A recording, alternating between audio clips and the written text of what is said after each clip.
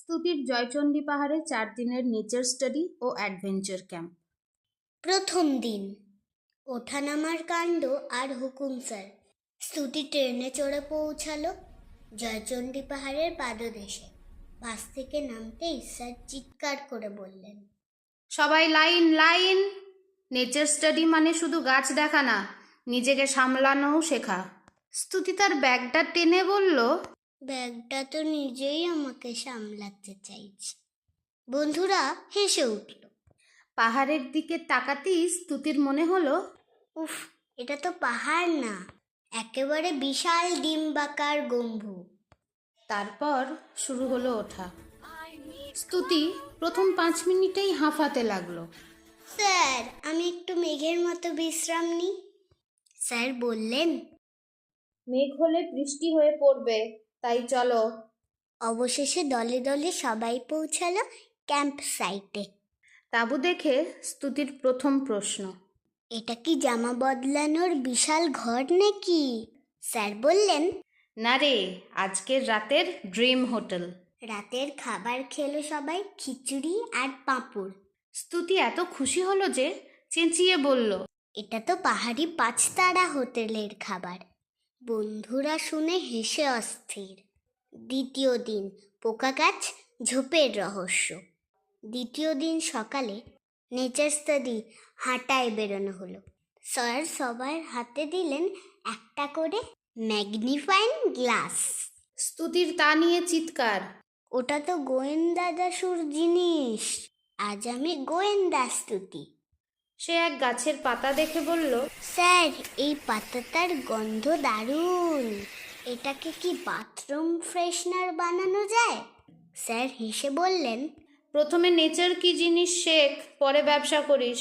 তারপর সবার সামনে এলো একটা ছোট্ট লাল পোকা।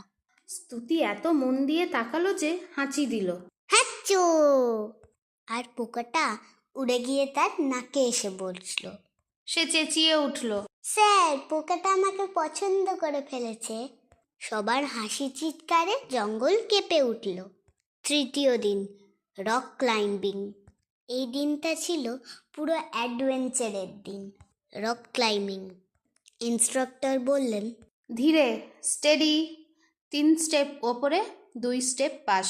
স্তুতি বলল, স্যার এটা কি নাচ? তাহলে আমি তো ঝুমুর নেচে উঠবো।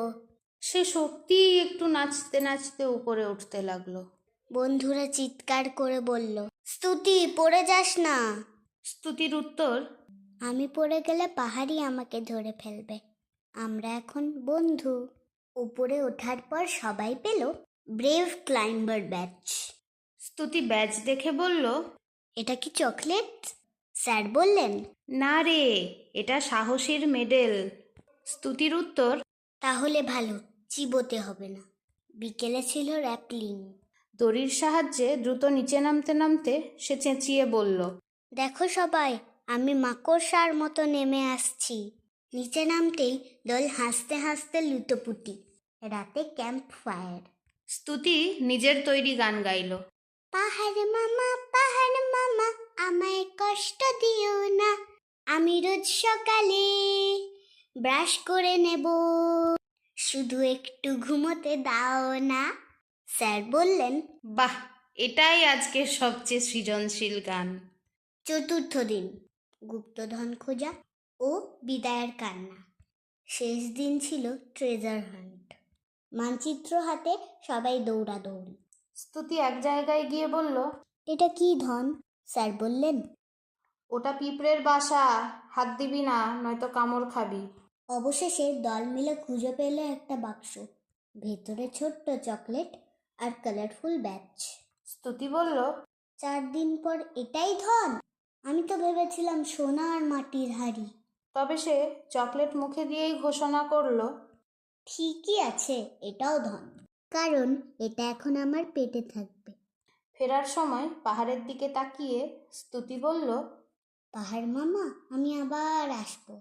তোমায় দেখে খুব মজা পেয়েছি, কিন্তু প্লিজ পরের বার শিরে একটু কম নম্বাব করো। সবাই হেসে উঠল। ট্রেন চলতে লাগলো। আর স্তুতি জানলার ধারে বসে মনে মনে ভাবল। জয়চণ্ডী পাহাড়, I will coming back soon.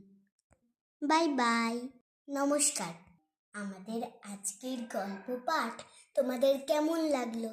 যদি ভালো লাগে please like, share and subscribe করতে ভুলবেন না।